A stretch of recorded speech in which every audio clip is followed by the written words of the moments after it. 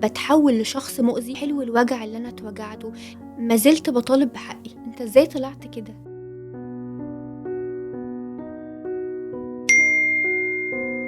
الحرمان دايمًا بيولِّد عطاء، بمعنى إيه؟ كل حاجة في مقياس كده أنا ماشية فيه بحياتي، إن أنا كل ما أتحرم من حاجة، كل ما أدّي فيها. ربنا دايمًا اختار لنا حياتنا تمشي بشكل معيّن، حتى لو الشكل ده مش مناسبنا، أو الشكل ده مش على هوانا، أو حاسين إن نوع من أنواع الشكل ده فيه حرمان، أو نوع من أنواع الحرمان.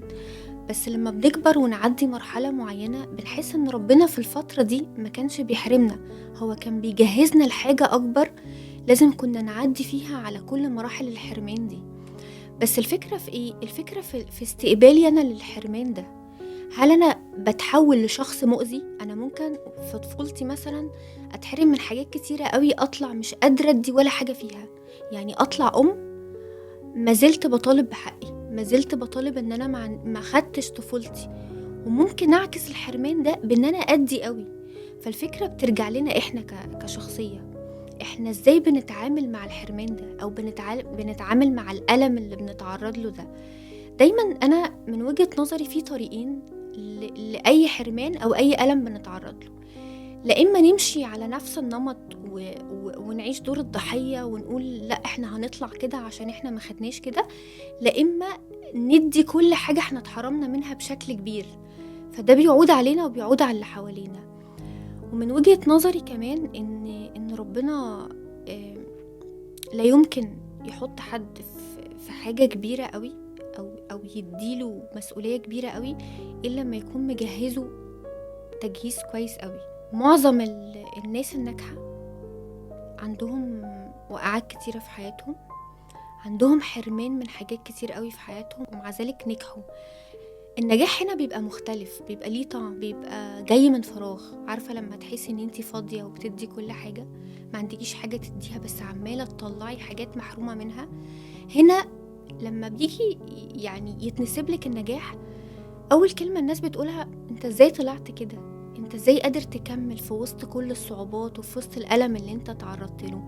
فالنجاح هنا بيبقى حلو، ليه طعم، بيوجع ورحلته كلّها مليانة حرمان ومليانة ألم، بس ربنا لمّا بيوصّلنا لآخر مرحلة، اللي أنا من وجهة نظري هي دي المرحلة الأخيرة اللي أنا خلاص فيها بقيت شُفت رحلتي بشكل تاني خالص عكس ما كنت ماشية. عارفة لمّا تمشي طريق وتبقي مش عارفة هو ده صح والّا غلط، هو أنا ليه باقع وعمّالة أقوم، هو أنا ليه ربنا بيعمل معايا أنا كده بالذات؟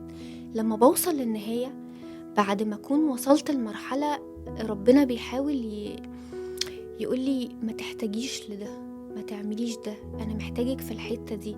لما بوصل للحتة دي بحس إن لأ، لأ، حلو اللي اتعمل معايا، يعني حلو الوجع اللي أنا اتوجعته. لو ما اتوجعتش وما كنتش طلعت شكل كده، ما كنتش طلعت زوجة حلوة قوي كده وقادرة تحافظ على بيتها كده، ما كنتش طلعت ناجحة قوي كده. فعمر السهل وكل حاجة سهلة ما بتحسش بطعمها حتى لو وصلت للنجاح فيها. دايما الشخص المحروم من الحاجات الكتير اللي كان نفسه فيها لما بيديها قوي بتبقى ليها قيمة أعلى وليها طعم أحلى بكتير من إن أنا تبقى متقدمة لي أصلا. في فترة كده في حياتنا من ضمن الوقعات اللي ممكن نقع وما ناخدش بالنا منها، ناس بيمتصوا الطاقة بتاعتنا، هم ناس موجودين في حياتنا بس عشان يمتصوا طاقتنا، عشان يدونا طاقة سلبية، عشان حاسين طول الوقت ان انت ممكن تكون بتاعهم وبس، فطول الوقت شايفين باصين على نفسهم. فدي مرحلة مهمة قوي ان احنا ندي، يعني حتى ربنا قال لنا ادوا ونقف جنب الناس ويبقى عندنا استيعاب لكل اللي حوالينا، بس مش على حساب نفسنا. انا شايفة ان احنا ما نحطش امال في كل الناس اللي حوالينا. اقرب الناس لينا ممكن ما يدوناش اللي احنا محتاجينه منه، فانا لو عشت طول الوقت ان انا مستنية تقدير من الناس، من اللي حواليا، ومستنية الاهتمام من الناس اللي حواليا، عمرهم هيدوني بالقدر اللي انا محتاجاه، ولا عمري هبقى مركزة في نفسي.